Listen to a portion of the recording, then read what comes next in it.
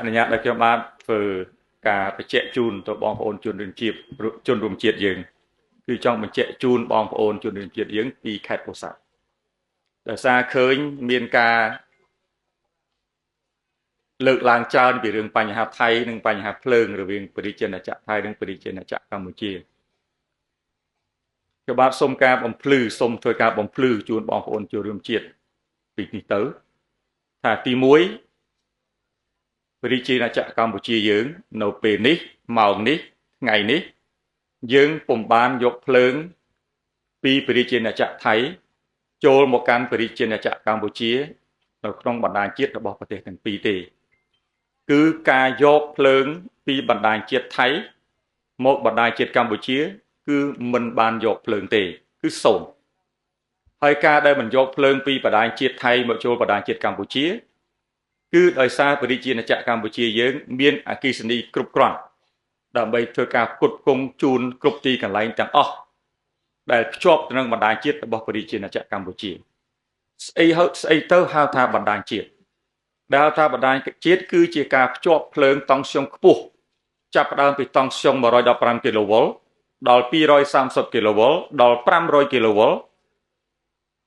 គឺតាមរយៈបណ្ដាញតង់ស្យុងខ្ពស់ក្នុងបណ្ដាញជាតិដែលជាឆ្អឹងកងខ្នងរបស់ប្រជាជនអាចារ្យកម្ពុជាក៏ដូចជាឆ្អឹងកងខ្នងធំរបស់ថៃ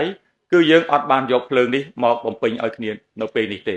ដោយសារយើងមានសមត្ថភាពដើម្បីធ្វើការផ្គត់ផ្គង់ភ្លើងគ្រប់គ្រាន់ដោយឡែក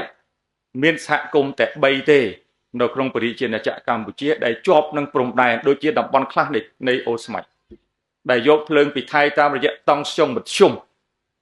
ខាងហ្នឹងអត់ចូលបណ្ដាញជាតិទេគ្រាន់តែភូមិចិត្តគ្នាយកបន្តិចទៅដោយសារវាចិត្តគ្នាប្រសិនបើមានការផ្ដាច់ពីថៃយើងក៏អាចមានលទ្ធភាពដើម្បីជូនភ្លើងពីបណ្ដាញជាតិហ្នឹងទៅពុតពងដែរដូច្នេះប្រសិនបើមានការអាក់ខានបណ្ដាញជាតិរបស់យើងគឺអាចឈរជើងបានសូមបញ្ជាក់ជូនប៉ុណ្ណឹងប៉ុន្តែក៏សូមអំពាវនាវបងប្អូនយើងទាំងអស់ទូទាំងប្រទេសដែលបានស្ដាប់ព័ត៌មាននេះសូមកុំឲ្យដុតព័ត៌មាននេះឲ្យទៅជារឿងផ្សេង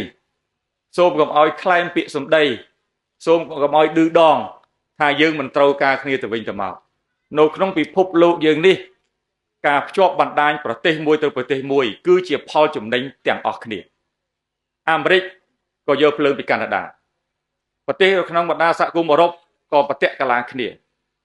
ទោះបីជាមានការតឹងតែងព្រំដែនអីក៏នៅតែប្រើភ្លើងទៅវិញទៅមកនៅអាហ្វ្រិកក៏មានបណ្ដាញឆ្លងប្រទេសដូចគ្នានៅក្នុងអាស៊ានយើងក៏មានផែនការដើម្បីភ្ជាប់បណ្ដាញអគ្គិសនីអាស៊ានជាតិដូចគ្នាជាពិសេសការប្រជុំចុងក្រោយជំនួបកម្ពុជារវាងថ្នាក់ដឹកនាំអាស៊ានទាំង10នៅឯប្រទេសម៉ាឡេស៊ីដោយសារម៉ាឡេស៊ីធ្វើជាម្ចាស់ផ្ទះអាស៊ានឆ្នាំនេះក៏មានការលើកឡើងអំពីបញ្ហានៃការភ្ជាប់បណ្ដាញអគ្គិសនីអាស៊ាន10ទាំងអស់គ្នាថ្ងៃអនាគតដូច្នេះការបំភ្លឺនេះគ្រាន់តែជាការបំភ្លឺជាព័ត៌មានជូនជនរួមជាតិហើយសូមអំពាវនាវកុំឲ្យដុតរឿងទៅជារឿងផ្សេង